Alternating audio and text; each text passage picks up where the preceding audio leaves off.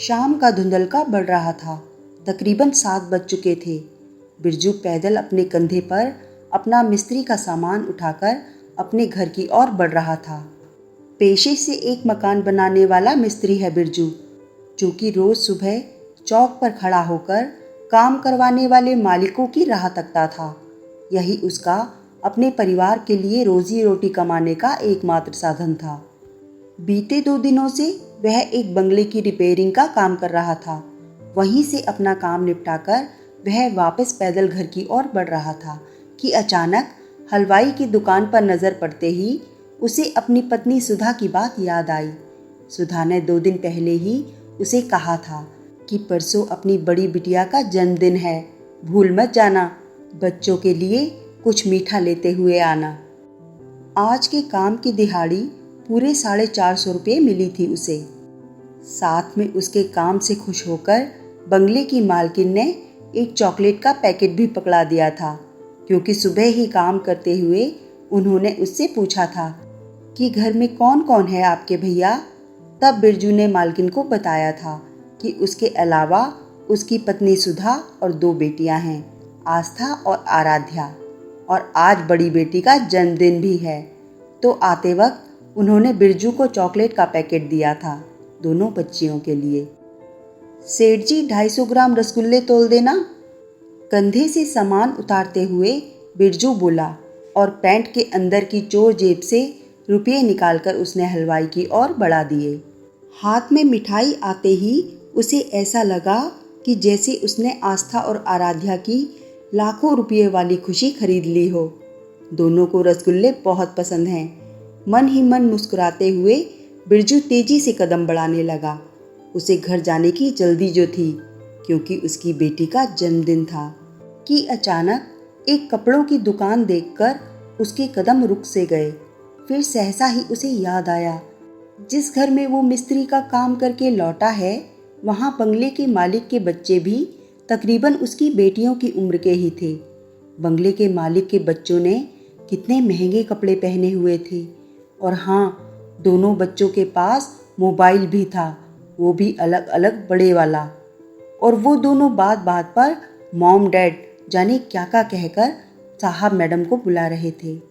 कितनी अच्छी किस्मत है उनकी, इतना अच्छा बड़ा घर, नए नए बढ़िया कपड़े, बड़ा टीवी, मोबाइल और भी जाने क्या क्या था। और एक मैं क्या दे पाया हूँ अब तक अपने बच्चों को। यही सोचते हुए उसकी आंखें भीग गई और मन कुंठित हो गया। वह उदास सा हो गया था। आस्था के पास ले देकर एक ही अच्छा सूट सलवार है, जिसे वो हर त्योहार पर पहन लेती है और फिर बक्से में रख देती है अगली बार के लिए। तो वहीं आराध्या कभी कभी जिद कर जाती है नए कपड़ों के लिए। छोटी है ना अभी, उसे अभी समझ नहीं है। उसने मन ही मन पक्का किया कि कैसे भी जोड़ तोड़ और मेहनत से रुपये बचाकर उसे अपनी दोनों बेटियों को नए कपड़े तो दिलाने ही हैं। अभी मेरा और सुधा का काम तो पुराने कपड़ों में चल ही रहा है। सुधा ने तो शुरू से ही मेरे साथ निभाया है, कभी कोई शिकवा शिकायत नहीं की। उन्हीं 2 पुरानी साड़ियों में खुश रहती है मेरी तरह। ले देकर मेरे पास भी वही पुरानी पैंट कमीज़ है, जो एक बार एक फ्लैट में काम करते हुए खुशी से फ्लैट के मालिक ने मुझे दी थी। मगर मेरी बेटियां, आखिर उन्हें क्या दे पाता हूँ। कभी 30 त्योहार पर नए कपड़े तक नहीं लेकर दे पाया अब तक। आज मेरी बेटी का जन्मदिन है और आज भी कुछ नहीं दे पाया। ये ख्याल आते ही उसकी मिठाई खरीदने की खुशी दूर उड़ चुकी थी। सोचते सोचते बिरजू घर आ पहुंचा।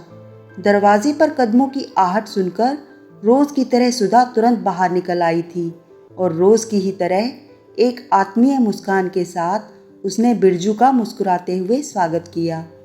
बिरजू ने पूछा ही था आस्था और आराध्या के बारे में कि भीतर से दोनों पापा जी कहते हुए सामने आकर खड़ी हो गई और उसे स्नेहपूर्वक पकड़कर घर के अंदर ले आईं।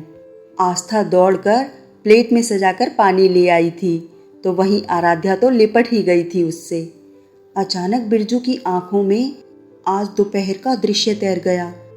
जब वह उस बंगले की मालकिन के यहाँ दीवार रिपेयरिंग कर रहा था तो मैडम ने अपनी बेटी को 1 कप चाय बनाने के लिए कहा, क्योंकि उनका सिर दर्द कर रहा था। लेकिन उनकी बेटी भिनभिनाती और पैर पटकती हुई टीवी के सामने सोफे पे पसर गई थी, ये कह के कि उसका पसंदीदा सीरियल आ रहा है, वो खुद बना ले चाय। ये सब याद आते ही बिरजू के मन से सारी कुंठा हवा हो गई।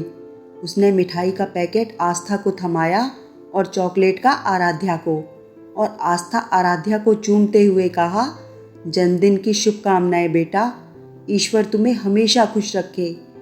अपनी पसंदीदा मिठाई और चॉकलेट पाकर दोनों बेटियां खुशी से चहकने लगी। ये देखकर बिरजू और उसकी पत्नी सुधा भी मुस्कुराने लगे। बिरजू के मन में आ रही कुंठा ने अब अपनी जगह संतुष्टि को दे दी थी।